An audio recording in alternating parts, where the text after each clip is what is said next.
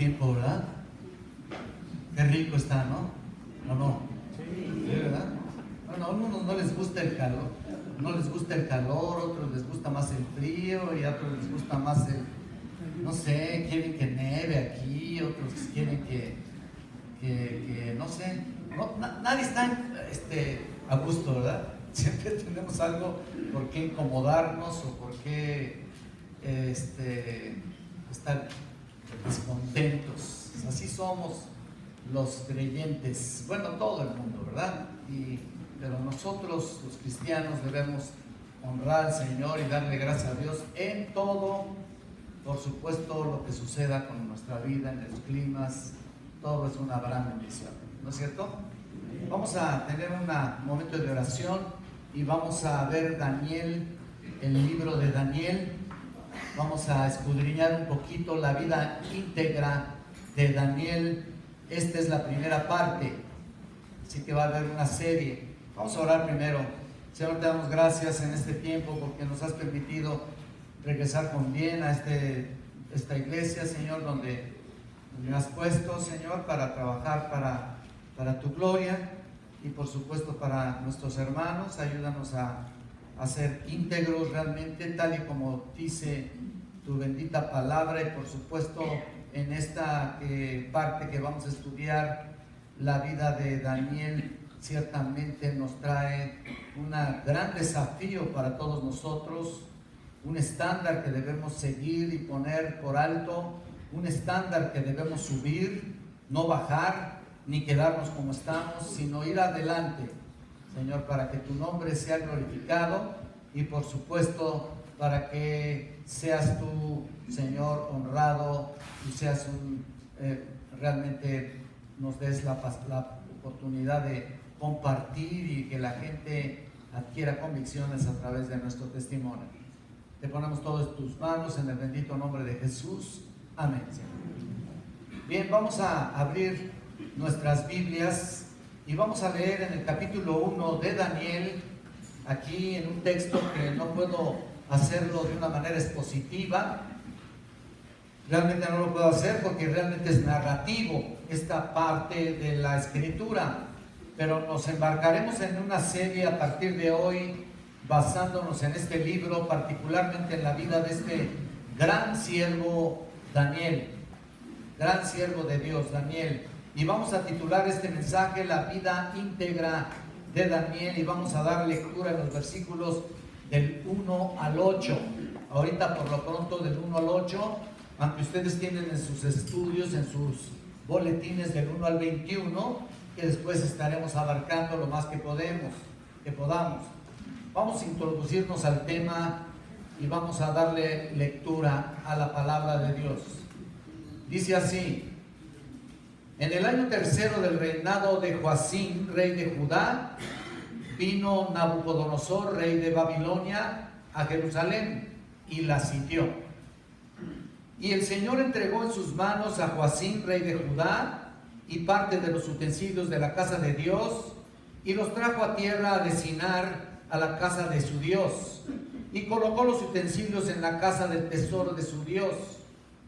Y dijo el rey Aspenaz, jefe de los eunucos, que trajese de los hijos de Israel, del linaje real de los príncipes, muchachos en quien no hubiese tacha alguna, de buen parecer, enseñados en toda sabiduría, sabios en ciencia y de buen entendimiento, e idóneos para estar en el palacio del rey, y que les enseñasen las letras y la lengua de los caldeos. Y le señaló el rey ración para cada día de la provisión de la comida del rey y del vino que él bebía, y que los crease 3 años, para que al fin de ellos se presentasen delante del rey. Entre estos estaban Daniel, Ananías, Misael y Azarías, de los hijos de Judá. A estos el jefe de los eunucos puso a Daniel Belsasar, a Ananías Sadrach, a Misael Mesac y a Azarías Abed-Negó. Y Daniel propuso en su corazón no contaminarse con la porción de la comida del rey, ni con el vino que él bebía. Pidió por tanto al jefe de los eunucos que no se le obligase a contaminarse. Hasta ahí, por lo pronto, creo que ya con eso tenemos suficientes cosas que hablar en esta porción de la palabra de Dios, ¿no es cierto? Tenemos mucho que decir aquí y seguramente ya lo has leído en otra ocasión.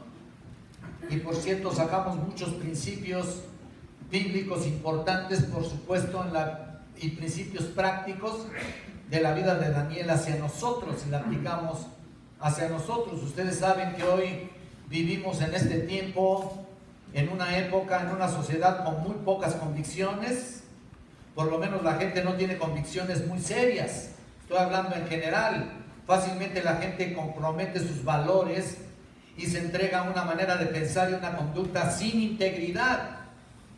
La palabra integridad tal vez nos habla de una manera de ser, ¿no? De todo lo que uno es, de todo lo que uno piensa, de todo lo que uno es coherente. Una persona íntegra es una persona que habla, dice y hace todo bien, o sea, parejo, igual. No hay diferencia entre lo que uno dice y lo que uno hace.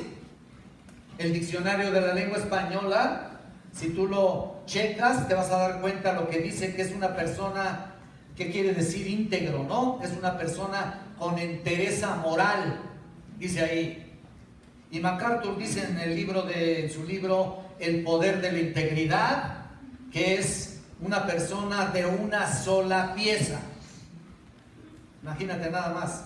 Muchas personas dicen que tienen convicciones, pero cuando la oportunidad se presenta, dejan a un lado esas convicciones, las comprometen y hacen lo que es más fácil o conveniente. Y ya estoy hablando de gente que supuestamente conoce la palabra de Dios. Un ejemplo clásico, mira, si tú te vas al mundo también vas a encontrar eso y más, ¿no? Un ejemplo clásico son los políticos, ¿no?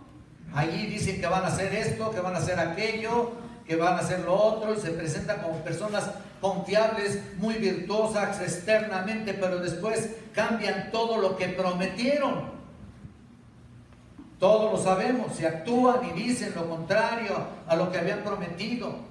A la gente ya no le molesta mentir, es un estilo de vida, es una forma de vivir.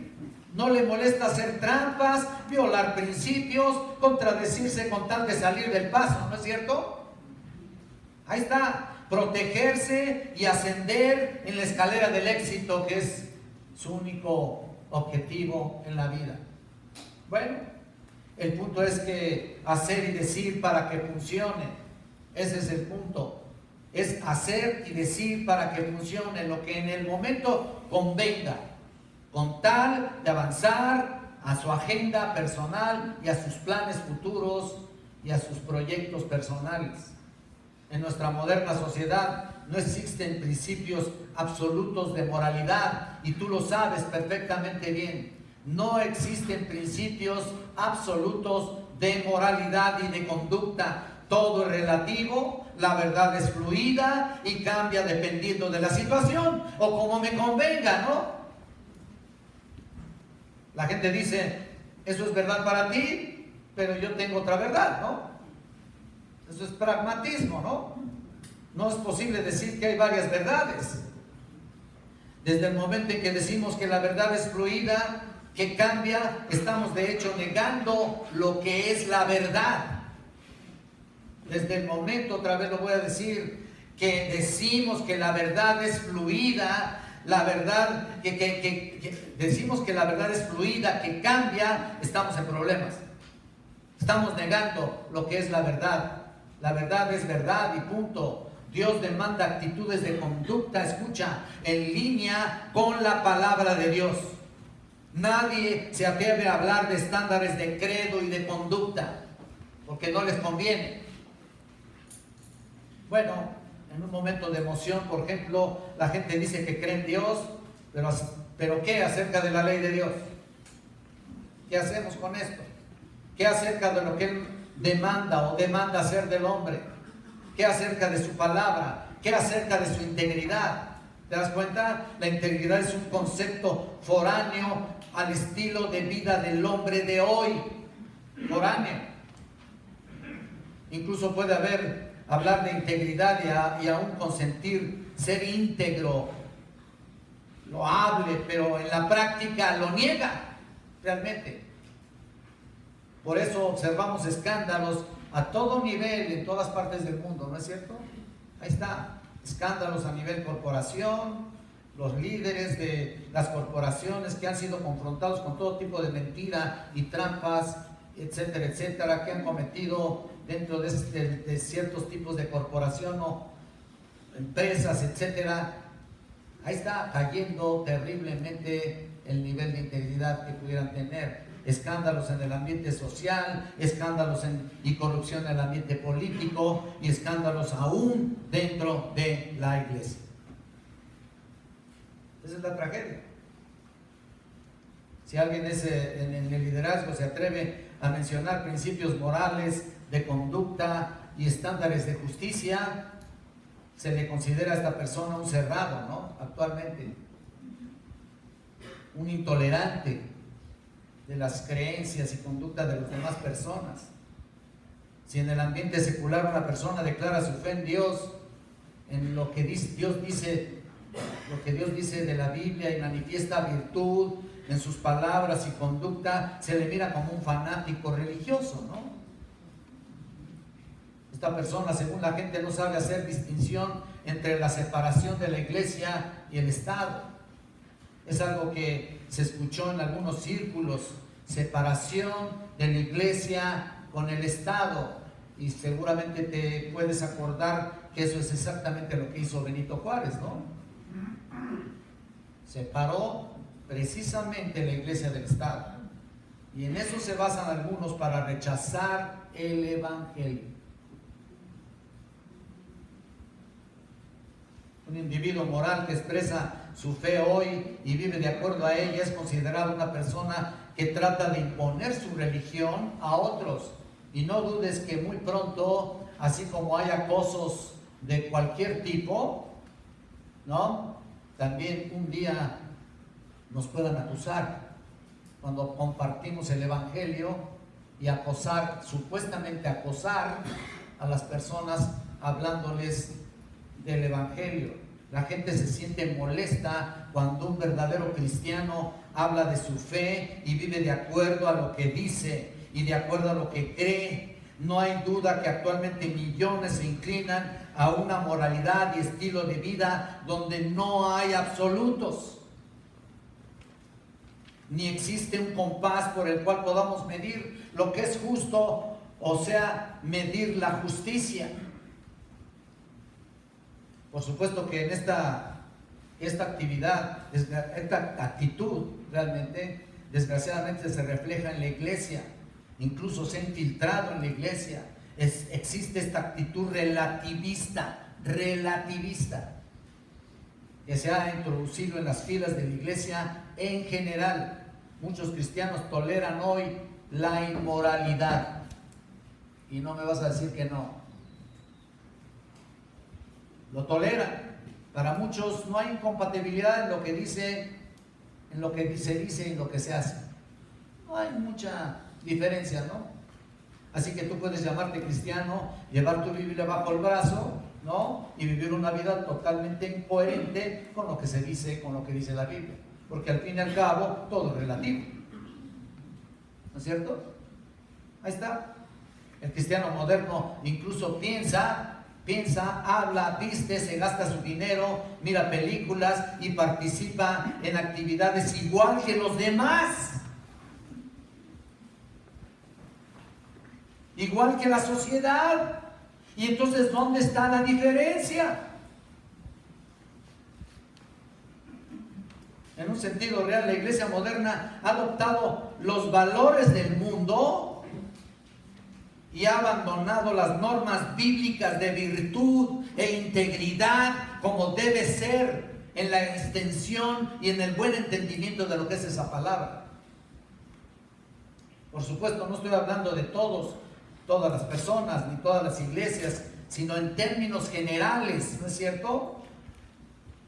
Pero, ¿qué acerca de la Escritura entonces? Dios no ha cambiado, sus preceptos son los mismos, sus principios son los mismos. Dios llama a su pueblo de acuerdo a sus estándares, a cumplirlos, a llevarlos a cabo, a practicarlos, no solamente a leerlos.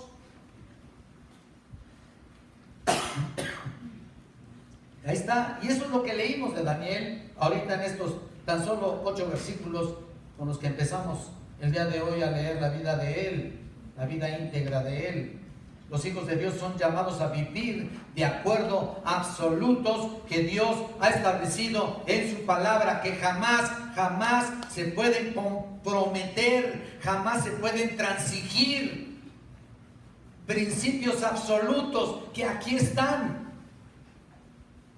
El pueblo de Dios en el Antiguo Testamento, por ejemplo, fue llamado a ser distinto a las naciones, ¿no es cierto? Desde un principio, distinto de entre las naciones con las cuales ellos vivían ahí. Por ejemplo, en Deuteronomio 14:2, no lo busquen. El Señor dice: porque eres pueblo santo a Jehová tu Dios, y Jehová te ha escogido para que le seas un pueblo único de entre todos los pueblos que están sobre la tierra. Ve nada más eso. Interesante, ¿no? Dios quería que Israel fuera una nación diferente a todos los demás, especial y separada de todos los otros estándares que los demás practicaban. Dios llamó a la iglesia también a ser distinta. No más al pueblo de Israel, a la iglesia también. Las palabras de Pedro, por ejemplo, son en su primera epístola, en el capítulo 2, versículo 9, no lo lean, cuando él dice: pero vosotros, hablando al pueblo, todos los creyentes, dice: sois linaje escogido. ¿Te acuerdas de esa parte tan importante, no? Linaje escogido, real sacerdocio, nación santa, pueblo adquirido por Dios. ¿Para qué? Para que anunciéis las virtudes de aquel que os llamó de las tinieblas a su luz admirable. Ahí está. Para eso te llamó a ti y a mí. No a vivir una vida de pasividad, en la que, bueno, ya voy a la iglesia los domingos, ya tengo un estudio bíblico, ya leo la Biblia, ¿qué más quieren que haga, no? Bueno, acuérdate lo que el Señor dice también ahí en la pluma de Pablo, en 2 Corintios 6:14. Ustedes se acuerdan lo que dicen: no os unáis en yugo desigual con los incrédulos. Por lo general aplicamos esto en una manera, en una relación matrimonial. Pero ¿sabes qué? Para tu conocimiento, la aplicación es mucho más amplia de lo que te puedas imaginar de ese versículo. Mucho más amplia.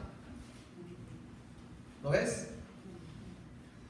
Ahí está. Y seguimos leyendo. Vean lo que dice. Vayan otra vez bueno, no lo sé, no lo cité, pero vayan por favor ahí a 2 Corintios 6:14.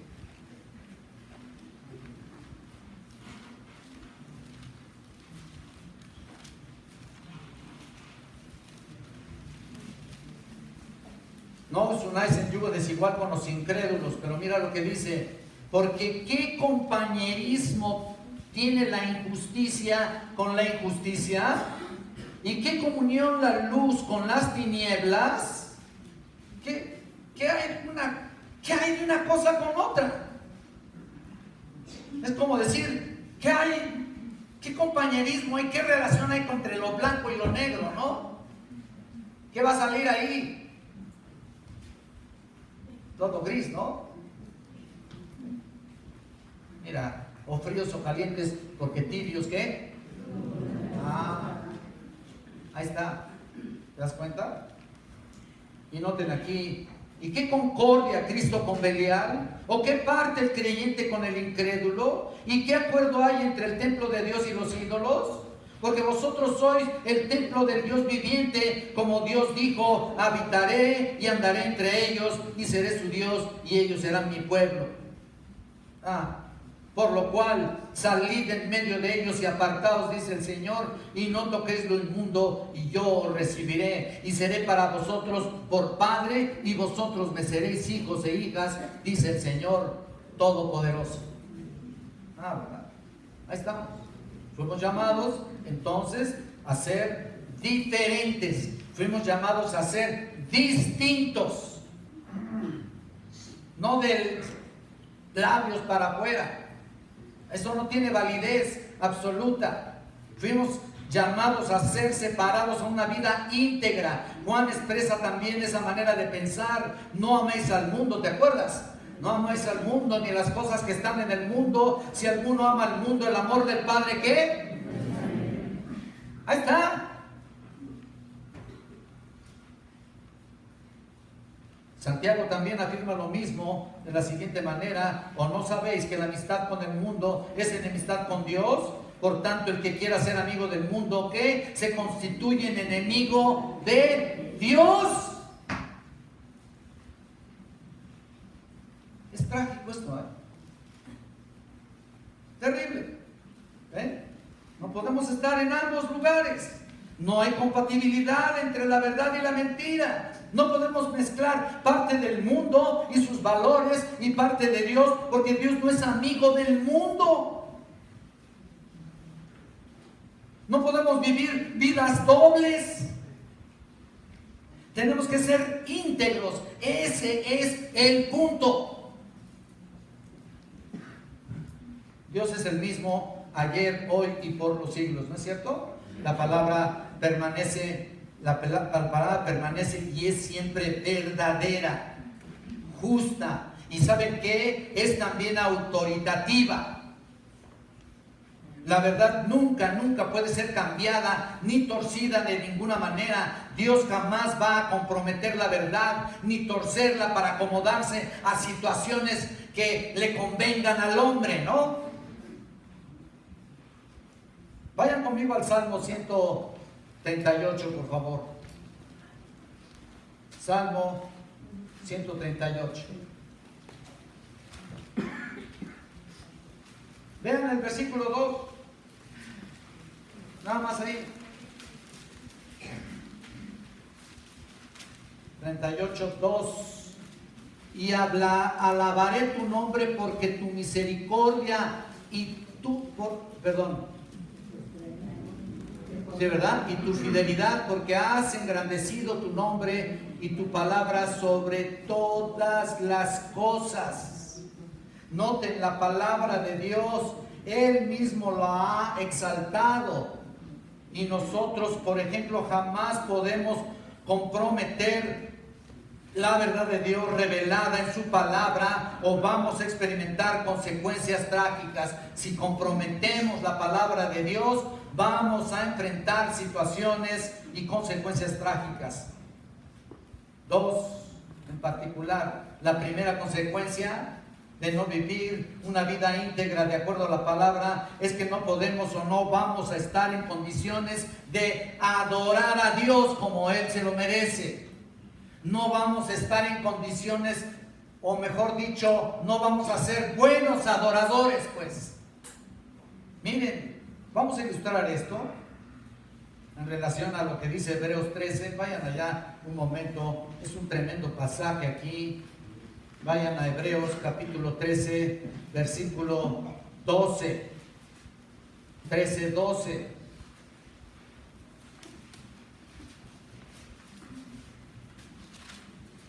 Por lo cual también Jesús, para santificar al pueblo mediante su propia sangre, padeció fuera de la puerta.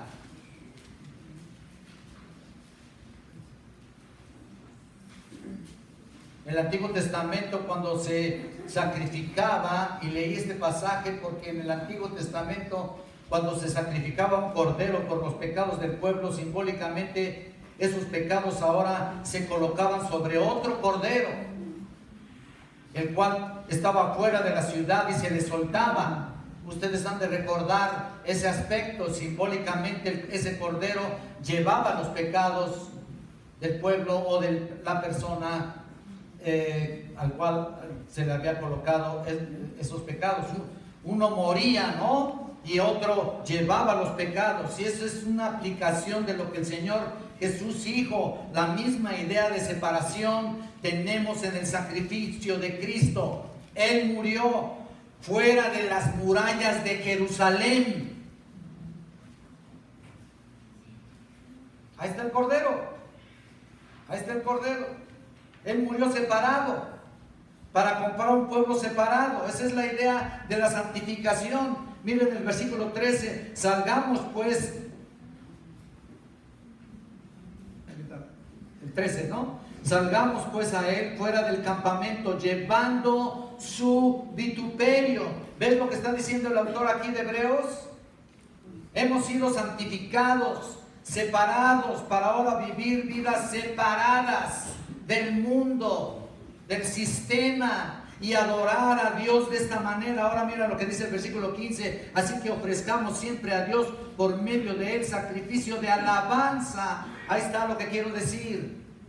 Es decir, fruto de labios que confiesen su nombre. En otras palabras, ni siquiera podemos adorar, ofrecer sacrificios de labios sin una vida separada, sin una vida limpia, sin una vida íntegra. Esa es la consecuencia de vivir una mentira o de no ser íntegros en nuestra vida espiritual. La segunda consecuencia que resulta cuando comprometemos los absolutos que Dios ha establecido en su palabra es que nos incapacitamos al servicio a Dios, en el servicio a Dios. No podemos servir a Dios si no somos íntegros. Y aquí espero que a muchos o a algunos les impacte. Vayan a la segunda de Timoteo 2:20. Lo que el Señor está diciendo aquí en su palabra. Entonces, ese es el resultado de no vivir una vida íntegra, y cuando no la vivimos nos obstruye el paso y no podemos servirle como Él quiere. Dice, pero en una casa grande no solamente hay utensilios de oro y de plata, sino también de madera y de barro, y unos son los para usos honrosos y otros para usos viles. Así que si alguno se limpia de estas cosas, ¿qué? Será instrumento para honra, santificado, útil al Señor y dispuesto para toda buena obra. Ahí está. Ahí está. Lo mismo sucede en nuestros hogares, ¿no es cierto? Hay ciertos utensilios, ciertas jarras, ciertos platos, ciertos cubiertos que usamos para lo que es común, para lo que es normal, diario, por ahí. Pero ¿qué pasa cuando viene una visita y llega a tu casa y queremos honrar a alguien y servirle de una manera especial? Sacamos la buena vajilla, ¿no? La vajillita por ahí, la que nos costó más carita, ¿no? Para que vean, sacamos la vajillita, sacamos las copitas ahí, el cubierto de plata, ¿no? Dice que de plata, ¿no? Y servimos a nuestros invitados, pero esa es la idea. Sacamos lo mejor de nosotros para servirle a esa gente, ¿no es cierto? A esos hermanos o quienes lleguen ahí en su servicio. Escucha bien, traduciendo lo que Pablo está diciendo aquí, en su servicio, en lo que está diciendo en Timoteo, Dios utiliza sus mejores vasos. ¿Ya? Los vasos no solamente limpios, sino aquellos que son de honra, personas apartadas, personas limpias, que evitan la corrupción y por lo tanto están preparadas para servir al Dios Todopoderoso. Eso es lo que hace. Por eso dice aquí en el versículo 22, huye, dice aquí, también de las pasiones juveniles y sigue la justicia, la fe, el amor y la paz con los que de corazón limpio invocan al Señor. Versículo 22, en primer lugar le dice Pablo a Timoteo, deja lo que es corrupto en la carne. Y fíjense el versículo 23 aquí, pero desecha las cuestiones necias e insensatas sabiendo que engendran contiendas. Dios no puede usar un hijo contaminado con el mundo. Eso es lo que decimos y eso es lo que vemos. o contaminado en su carne, moralmente. Y Dios no puede usar un hijo de Dios que está contaminado en su doctrina tampoco. Por eso Pablo dice, huye de las pasiones juveniles, dice acá. Y noten que después dice que deseche las cuestiones necias, huye de lo que es perverso en la carne, Timoteo. Y huye de aquello que es falso doctrinalmente hablando. Ambos se consideran contaminación. Entonces Dios nos llama a vivir vidas separadas del mal y todo aquello que es falso. Todo lo que contamina en la carne y todo lo que contamina en el espíritu, a menos que esto sea una realidad, no estamos realmente en condiciones de adorar, para que lo sepas, ni de servir a Dios. Un individuo que no es íntegro no puede adorar a Dios como Él lo demanda. Sí, puedes estar cantando y dar tu ofrendita y todo lo demás que tú quieras y gustes, pero en tu corazón no está pasando nada. No puedes servir a Dios. Así de claro, tenemos muchos ejemplos en la Biblia que no terminaríamos hoy en cuanto a lo que significa ser íntegro. Un ejemplo supremo de santidad e integridad se encuentra, por supuesto, en la persona de nuestro Señor Jesucristo, ¿no? Esa es la clave suficiente para entender dónde está la separación del mundo totalmente, ¿no? Vayan a Hebreos aquí otra vez, un poquito. Vayan a Hebreos 7:26.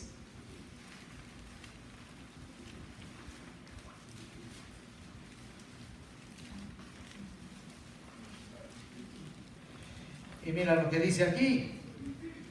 Porque tal sumo sacerdote nos convenía, santo, inocente, sin mancha, apartado de los pecadores y hecho más sublime que los cielos. ¿Lo estás viendo? Jesucristo es nuestro estándar,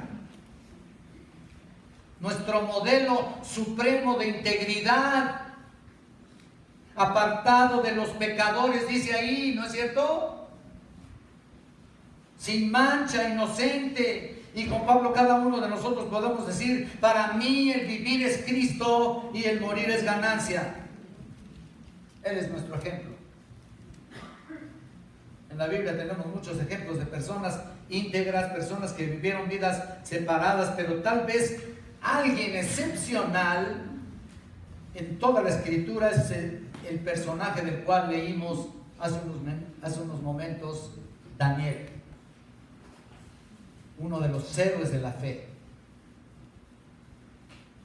Y como vamos a ver al examinar su vida, este hombre se distinguió desde su adolescencia, porque aquí lo tenemos desde los 15 años de edad. ¿Sabías eso?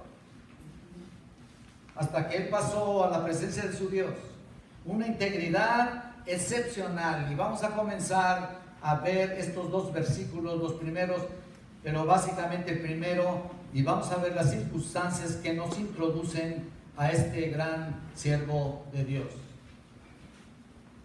En el año tercero del reinado de Joacim, rey de Judá, vino Nabucodonosor, rey de Babilonia, a Jerusalén y la sitió. Antes de seguir adelante, quiero explicarte un poquito esto. El libro comienza con una nota bastante triste. ¿Por qué? Porque Judá, el reino del sur, estaba siendo sitiado por Nabucodonosor, Babilonia, prácticamente. Dios estaba juzgando básicamente a la nación del sur. ¿Se acuerdan que el reino se había dividido en dos partes? La parte del norte ya había sido juzgada y fueron llevados a cautiverio por los asirios. Eso había pasado muchos años atrás. Judá, la parte del sur, no había aprendido la lección, ¿no? Se había rebelado contra Dios, vivía una vida contraria a lo que es la integridad, lo que estamos hablando, y Dios juzga ahora a Judá. Esto es lo que pasó aquí. El mismo juicio que cayó sobre el reino del norte de Israel, ahora cae sobre Judá, reino del sur. Dios utiliza aquí a una nación, Babilonia, para juzgar a su pueblo. Dios mueve a naciones contra otras naciones. Nada es casualidad en este mundo, nada. Para juzgar a una nación impía, en el caso de Israel, en el caso de Judá. Y noten ahí que Nabucodonosor, rey de Babilonia, viene y sitia a Jerusalén, dice ahí, ¿no? Y comienza a llevarse cautivos a los habitantes de Israel. Se los comienza a llevar. Hubieron 3 olas de cautiverio. La primera ola en el año 606 antes de Cristo, es lo que aquí tenemos. Y entonces algunos jóvenes en primer lugar, en el primer grupo que va al cautiverio, es durante el reinado de Joacim, que aquí se menciona. En este grupo encontramos a Daniel y a estos jóvenes de la familia real. Es interesante aquí notar también que de inmediato en el libro la soberanía de Dios se impone, se establece y destaca por encima de todas las cosas. No es que de repente ahí se le ocurrió a Nabucodonosor atacar a Judá, sino que dice aquí que Dios entregó en sus manos a Joacim. El rey hizo esta obra, no el rey Nabucodonosor, el Señor hizo esta obra. No hay casualidades en el Dios Todopoderoso. Dios es soberano y en control de la historia. Dios está en control de los reyes y naciones. Dios rige sobre la vida de todos los individuos, ¿no es cierto? Dios está en control de tu vida. Así de sencillo. Dios es soberano y lo que vemos aquí, que Dios está llevando a cabo un plan específico, su plan en la vida de la nación judía. En este caso la parte del sur de la nación, en la vida entregándola a esa nación en las manos de un rey pagano llamado Nabucodonosor, y particularmente lo vemos ahí en la vida de Daniel, esa experiencia. Entonces todo el relato del resto del libro nos habla en particular de él. Daniel iba a jugar un papel muy importante, sumamente importante durante el cautiverio babilónico. Nos dice el versículo 2, vean así: y el Señor entregó en sus manos. ¿Lo estás viendo? Lo que te decía, que el Señor es el que hace las cosas. Él es soberano. ¿En manos de quién? En manos de Nabucodonosor, a Joacim, rey de Judá. No solamente que entregó a Joacim, sino que entregó parte, dice aquí, de los utensilios de la casa de Dios. Y este Nabucodonosor lo trajo a la tierra de Sinar, a la casa de su Dios, del Dios de él, y colocó los utensilios en la casa del tesoro del Dios de él, de su Dios. Lo que dice aquí, en el 2, al final. Entonces, nota lo que hace. Nabucodonosor toma los utensilios del templo, los lleva a la casa de su Dios. Había muchos dioses en Babilonia, montonal de dioses. Tal vez el más reconocido era Bel o Baal, supuestamente un rey que robaba lo que era de valor a los dioses de otro rey, y cuando hacía eso demostraba poder y grandeza. Haz de cuenta que yo robo tu Dios y lo traigo aquí y yo me hago poderoso, supuestamente, ¿no? Y eso es lo que este rey piensa, que él es fuerte, que él es poderoso. ¿Por qué? Porque no solamente invadió y llevó cautivo a la gente de esa nación, sino que se lleva los utensilios de la casa de Dios.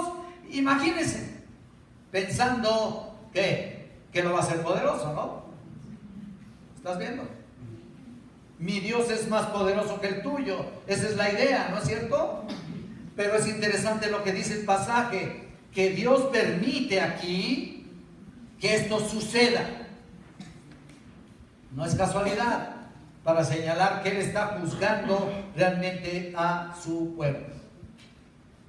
Dios ya no iba a defender a Judá, ya no lo iba a defender, no iba a proteger a Judá ya más, no, ya lo había hecho.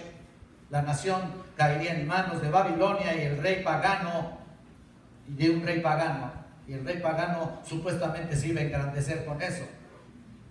Y Judá estaba siendo juzgada por Dios a través de su siervo Nabucodonosor. Así se le llama. También su siervo, siervo de Dios.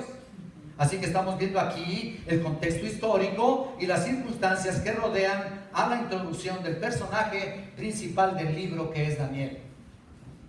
Pero ahora veamos lo que sucede con Daniel a partir de la llegada a Babilonia. Esa es la trama del relato, versículo 3.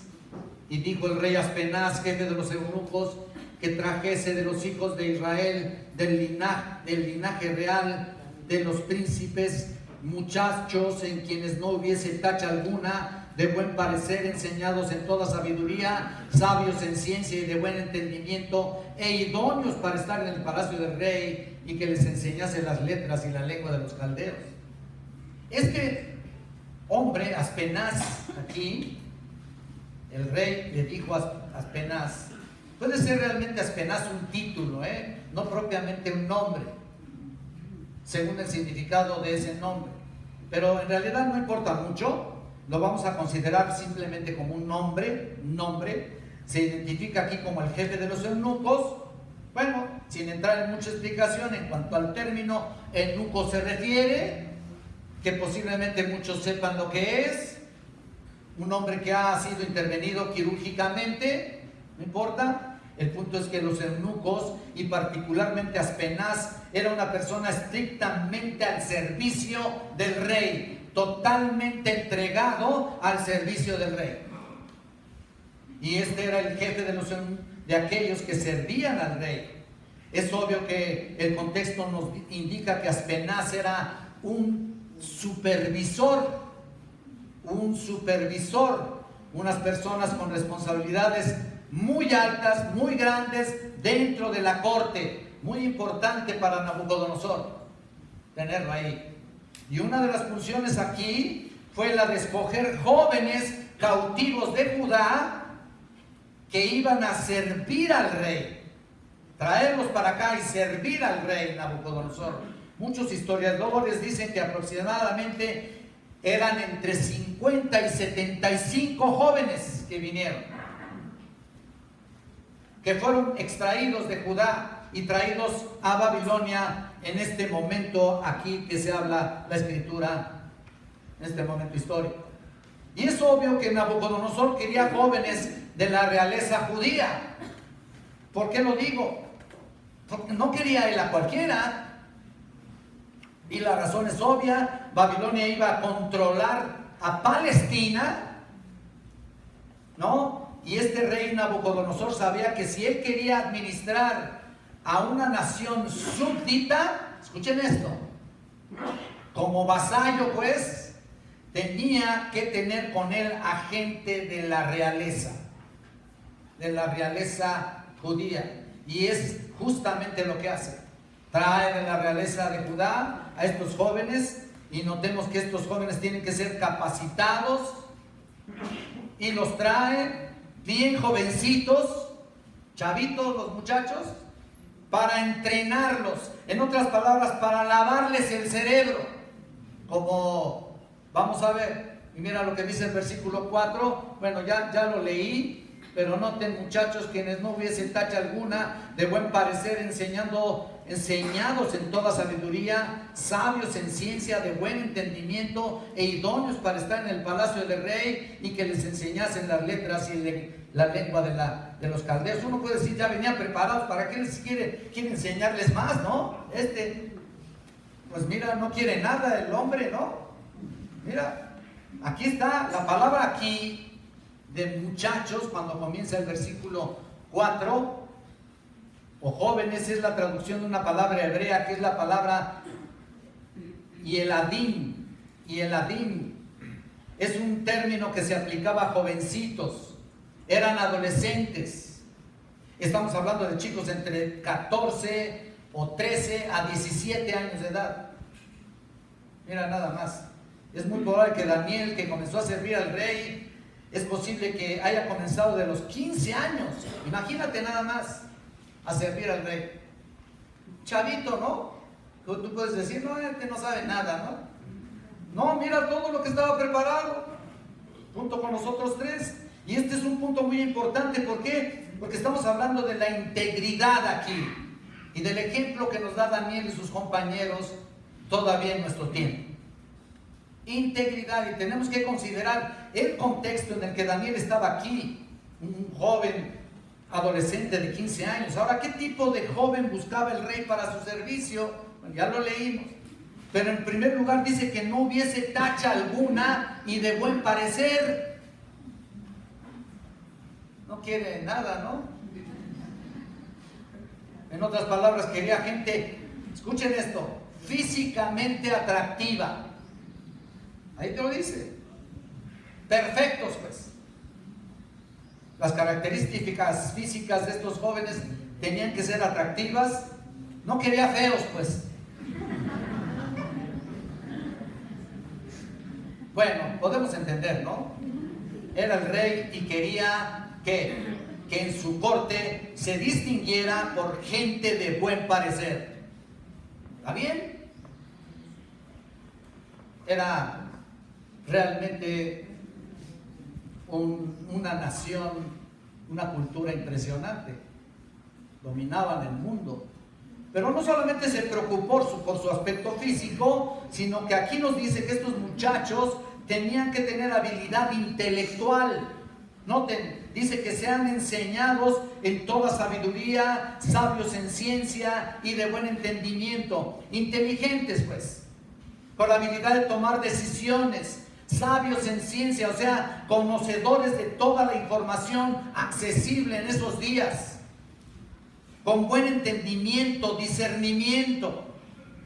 En otras palabras, con la capacidad de tomar ese conocimiento y correlacionarlo, o sea, para aplicarlo en diferentes situaciones que se fueran ofreciendo a través del reinado de Nabucodonosor ahí. Quería muchachos sabios, gente sabia con él. Finalmente el pasaje dice que sean idóneos para servir. Ese era el propósito. Cuando vemos esa frase aquí, idóneos para servir, no nomás está ahí de adorno, Ese era el propósito. ¿Y saben qué quiere decir servirle? Literalmente quiere decir estar de pie delante de él. Eso es lo que significa. La misma expresión se ve en el versículo 5 también, donde dice que el rey les asignó manjares, pero que los educaran por 3 años para que al fin de ese tiempo se presentaran al servicio del rey. Esa era la idea, servir a su majestad, al rey. Tenían que poseer ética. Dice que tenían que servir al rey para poderte poner de pie delante de él, enfatizando esas habilidades. Si no, no hay nada. Una habilidad impresionante. Y cuando vemos estos muchachos ahí, tenían que saber cómo pararse delante del rey, cómo comportarse en un ambiente real. Tenían que poseer ética social y tener presencia de realeza. ¿Entienden?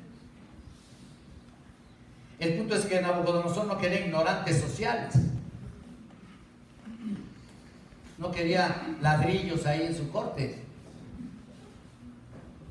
Quería gente educada, gente bien. La corte demandaba ética real. Está bien, ¿no? Para servir al rey. Y estos chavos tenían que poseer virtudes físicas. Imagínate nada más, virtudes intelectuales y virtudes sociales. O sea, quería la crema innata de los jóvenes de Israel para servirle a él. Wow. Es interesante que en ningún momento, mejor dicho, encontramos un énfasis espiritual aquí. No lo encontramos.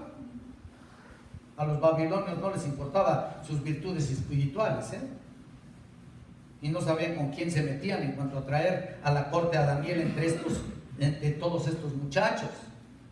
Ahora, ¿cuál es el propósito de ser entrenados para el servicio del rey? ¿Cuál es? ¿Cuál sería?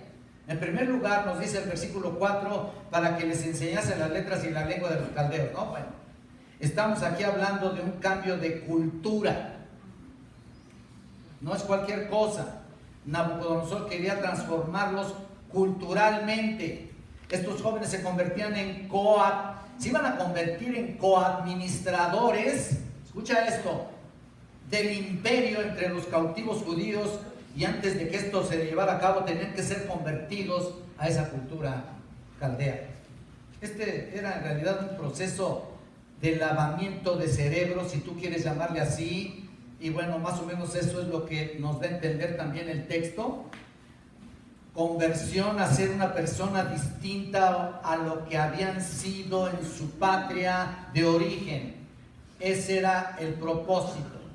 Por lo tanto, trajo a estos muchachos, no iba a traer gente ya hecha, ya formada, o sea, sí con estos elementos, pero él tenía que prepararlos en otra línea especial para servirle a él. Y la palabra caldeos es intercambiable al término babilonio, Caldeos y babilonios es intercambiable.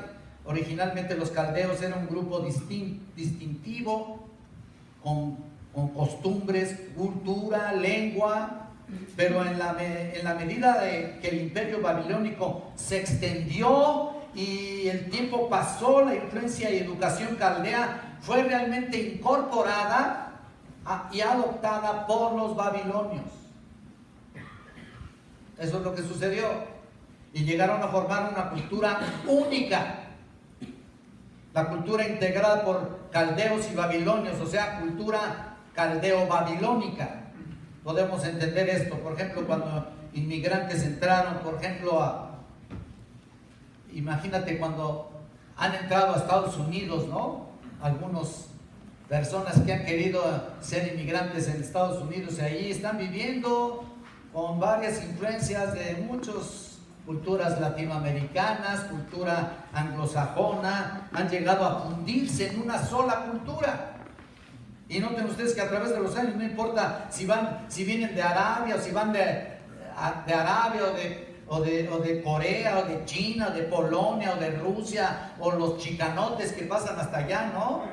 O todos los hondureños que quisieron llegar para allá, pues bueno, no pudieron, pero hay también gente allá así. Entonces esas personas hablan y actúan, se adaptaron a una cultura americana y llega un momento en que hablan y se conducen como un americano. Así, aunque haya facciones físicas un poco distintas, las personas se convierten en americanos. Mr. Americano. No, ya les hablas en español y what do you say? Le digo, no te hagas, sabes hablar español. Pero ya se sienten americanos. Bueno, ahí está. Entonces, cuando hablan de un estadounidense o de un americano, están hablando de la misma persona, son términos intercambiables. Ahora, la lengua caldea, volviendo al punto del que estamos hablando, así como era realmente como el inglés de ahora, era un medio de comunicación incluso más importante en el mundo en aquella época. La educación caldea a todo nivel era la más avanzada de la época. Y Nabucodonosor quería hacer de estos cautivos, de estos muchachos, caldeos de primer orden. Los quería transformar. Supuestamente iban a ser gobernadores de los cautivos judíos. Fíjate, esa es la idea, es lo que nos dicen unos comentaristas. Iban a ser gobernadores de los cautivos judíos en el futuro. Noten que esta transformación cultural también afectaba su dieta, ¿no? Y mira lo que dice el versículo 5. Vayan allá. Y le señaló el rey ración para cada día de la provisión de la comida del rey, del vino que él bebía, y que los criase 3 años para que al fin de ellos se presentasen delante del rey. El rey les asignó una ración diaria de sus manjares. Imagínate qué tipo de manjares, ¿no? Digo, y el vino que él bebía, esa era la comida real. Aún sus paladares también iban a ser influenciados, iban a cambiar por los babilonios. Imagínense, interesante, porque Daniel llegó su momento en que él rechazó por razones obvias que luego vamos a explicar. Pero no solamente quería afectar sus paladares, sino que ese cambio resultó también en un cambio de nombre. Mira lo que dice el versículo 6, que entre estos estaban Daniel, Ananías, Misael y Azarías de los hijos de Judá. A estos el jefe de los eunucos puso nombres distintos. A Daniel le llamó Belsasar, a Ananías le llamó Sadrach, a Misael Mesac y a Azarías Abed-nego. Muy interesante que sus nombres, de ser nombres judíos a nombres caldeos. Cambiezote, ¿no? Bueno, mira, Daniel se le cambia el nombre en primer lugar, noten ahí, Daniel significa Dios es mi juez. Imagínense, Dios es mi juez. Y se le cambia a Belsasar, que quiere decir Baal provee. Qué cambio, ¿no? Ananías, por ejemplo, significa el Señor es misericordioso. Y le cambian el nombre a Sadrach, exaltando al dios Aku. Exaltación a Aku, otro dios. Misael, que quiere decir quien como el Señor, se le convierte a Mesac, que quiere decir quien como Aku, el dios pagano. Y Azarías, que quiere decir el Señor es mi ayudador, se le cambia a Abed-nego, que quiere decir siervo de Nego o Nego, también un dios pagano. Lo que ustedes pueden observar aquí, entonces, Nabucodonosor trató de borrar cualquier vestigio, ¿no?, de fe, de cultura, que estos muchachos traían ahí, ¿no? Y convertirlos, integrarlos a esta cultura caldea, inclusive su religión cambiarla. Y lo digo por los nombres, simplemente, ahí está, todo. Estos jóvenes habían sido creados obviamente en lugares donde se les había enseñado convicciones profundas, por eso tienen esos nombres, tenían esos nombres. Sin duda eran jóvenes virtuosos, dado a sus nombres y dado a la reacción que aquí demuestran. El versículo 8 nos enseña la razón por la cual Nabucodonosor, en el caso de Daniel y los tres amigos, no tuvo éxito. Bueno, los quiso transformar, pero no totalmente, porque dice en el versículo 8 que Daniel propuso en su corazón no contaminarse con la comida del rey, ni con vino que bebía. Es increíble, ¿no? Yo me pregunto, ¿cuántas personas tenemos así con este tipo de convicciones? Ya no digas jovencitos, ¿no? Personas mayores y de todas las edades con este tipo de convicciones. Mira, realmente son muy pocos. Muy pocos han reaccionado como Daniel. Resistieron a todos esos manjares que les ofrecieron, supieron decir que no, supieron poner un alto a cualquier atracción visual que tuvieran hacia esos manjares. Noten que aceptaron la educación caldea, ¿no? Tú dices, bueno, aceptaron la educación caldea, bueno, tal vez dijeron, bueno, si me quieren educar y voy a aprender más, no hay problema, ¿no?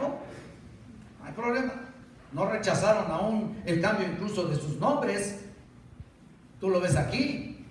¿Lo estás viendo? Bueno, no dice nada. Al fin y al cabo ellos estaban seguros que aunque les cambiaran sus nombres, su corazón no iba a ser cambiado.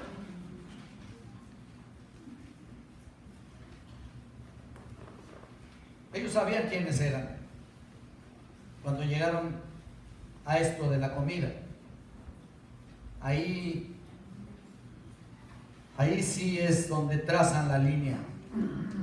Ahí sí llegan a trazar la línea. Llegan al tema de la dieta de los babilonios y tal vez dijo Daniel, no, ahora sí, hasta aquí llegamos, ¿no? Hasta aquí. no más. ¿Por qué? Porque sabía Daniel muy bien que, habiendo sido instruido en un contexto, en un lugar hebreo piadoso, que la ley de Moisés absolutamente prohibía ciertos tipos de alimentos y cierta contaminación de bebidas también.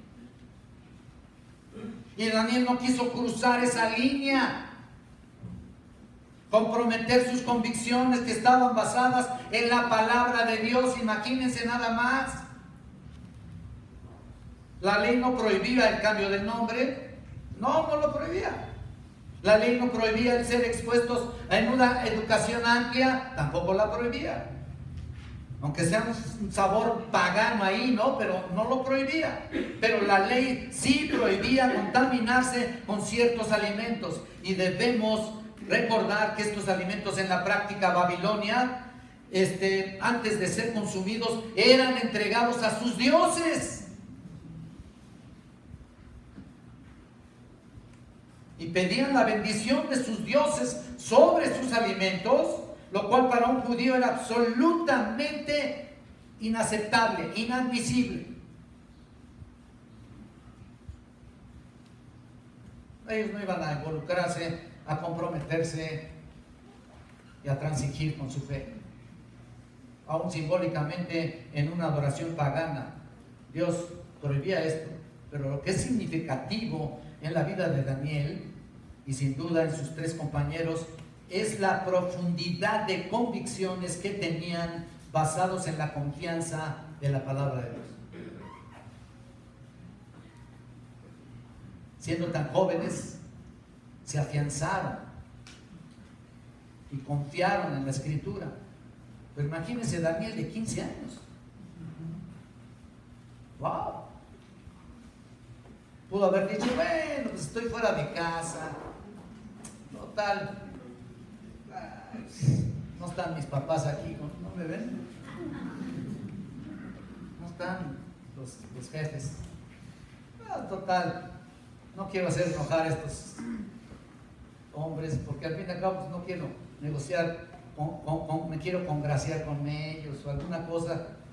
¿Para qué causo aquí un desorden? Mejor me someto y total. ¿Pudiera haber dicho esto? Podría haber hecho eso.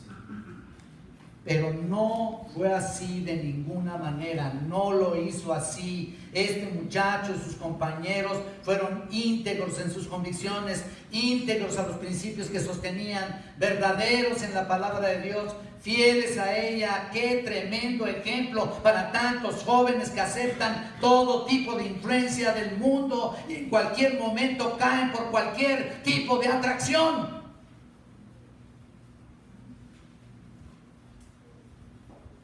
Desde la forma de hablar hasta el ámbito sexual, están ahí cayendo, pensando que Dios no los ve o no los observa, mucho menos sus padres, ¿no? Y debemos aprender que estos jovencitos, aún a esa tierna edad, demostraron tener tremendas convicciones, particularmente Daniel, que es el que estamos comenzando a estudiar. Y vemos en el resto del libro que Daniel, nos habla de esa integridad y nos habla del hecho de que Dios honró a Daniel por esa integridad. Comienza a relatarnos desde el versículo 9 la bendición de Dios que es tener integridad de esa manera. Mira, y puso Dios a Daniel en gracia y en buena voluntad con el jefe de los eunucos. Ya, ahí estaba abriendo las puertas el Señor, precisamente en base a sus convicciones. Sus convicciones.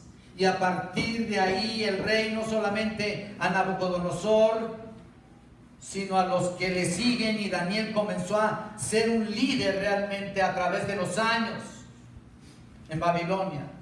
Él comenzó a trabajar con el rey desde los 15 años, incluso me voy hasta los años 70, más allá todavía, sirviendo en la corte del rey, y ustedes lo saben.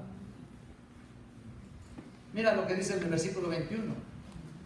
Y continuó Daniel hasta el año primero del rey Ciro. Mira hasta dónde llegó. El resto del libro es un relato de la gracia de Dios sobre su siervo, es un relato de la soberanía de Dios sobre las acciones de las naciones y reyes, y particularmente la vida de este gran siervo, Daniel, un hombre incomparablemente íntegro. Dios desea que cada uno de nosotros, hermanos, cada uno de nosotros, tú y yo, todos, vivamos una vida íntegra. Adoremos realmente como debe ser. Y como dije al principio, tu adoración y tu servicio a Dios es por eso deficiente. ¿Por qué? Porque tu vida no es íntegra como debe ser. Podemos hablar así todos los domingos, y como lo he hecho a través de, que yo me acuerde de toda mi vida también, y de todas maneras a muchos les va a entrar por un oído y les va a salir por el otro. No hay nada que hacer. Y como Dios, pero si cumplieran realmente con lo que dice la Biblia, con lo que dice la palabra, si cumplieran en obediencia y en verdad y se entregaran verdaderamente al Dios de la Biblia, a sus principios, y obedecieran, esa es la parte fundamental de cada creyente, y obedecieran, las cosas serían distintas. ¿Por qué creen que hay tanta queja y tanto problema y por aquí y por allá, y que haya tus familias y tus hijos y los que sean, los que me quieras poner enfrente? Porque no hay una vida con convicciones verdaderas. Y como Dios hizo con Daniel, lo va a hacer con nosotros, si hay verdadera obediencia. Dios lo honró a Daniel a través de toda su vida y halló gracia ante sus ojos, sus servidores, y estoy seguro que lo mismo va a suceder con cualquiera de nosotros. A veces somos tentados, ¿no es cierto?, a tal vez a mentir, o a tal vez a torcer cierta verdad, o tal vez a comprometer la verdad que tú mismo recibiste en un momento determinado de tu vida. En otros momentos vas a transigir con la verdad en un momento determinado de debilidad. Eso estoy de acuerdo, eso es parte de nuestro crecimiento, y no estoy diciendo que sea un estilo de vida así. No, Dios quiere pureza absoluta. Y como yo lo digo constantemente en el seminario, el pecado tiene que ser juzgado en la vida de cada uno de nosotros. Ese pecado que no has tenido la oportunidad de confesar con humildad, con honestidad, porque somos muy dados a escabullirnos. No, pero es que las cosas no son así.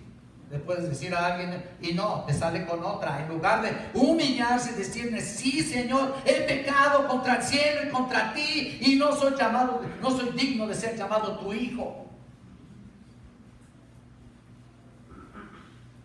Entonces, hermanos, el Señor nos está llamando a una vida íntegra, no solamente internamente, sino externamente. Vivir de acuerdo a lo que Dios nos ha enseñado. Honra la integridad, y el Señor Dios Todopoderoso se va a manifestar en todas las cosas que hagas. Y Dios estaba con él. ¿Te acuerdas lo que pasaba con José? Ese es otro punto que también voy a analizar más adelante. Dios estaba con José porque le honraba. Así que tengas la oportunidad de honrarle tal y como dice ser. No pienses en nadie más, porque luego somos dados pues fulanito es para fulanito, pues es para esto, pues es para el pastor, seguramente el pastor, y seguro, lo compruebo. Piensa por ti, que ya hay de por sí una tragedia en ella, en tu vida.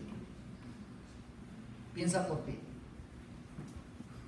y Dios se encarga de todos los demás, y ora por ellos, ora por todos nosotros. Oremos a nuestro Padre Celestial.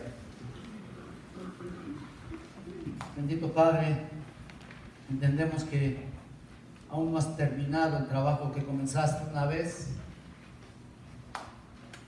Tenemos muchos defectos, todavía tenemos muchas cosas con que batallar, pero la integridad tiene que ser parte específica de nuestra vida. Que tú, Padre Celestial, nos des la fuerza, la fortaleza, el compromiso para ser íntegros en toda nuestra manera de vivir. Que tú seas quien la elogie y no los hombres. Pero Señor, ayúdanos a vernos a nosotros mismos, a observarnos si somos realmente íntegros o si realmente hemos transigido con la verdad. Gracias, Señor, llévanos con bien a nuestro hogar, porque te lo pido en nombre de Cristo. Amén. Dios les bendiga, hermanos. Gracias.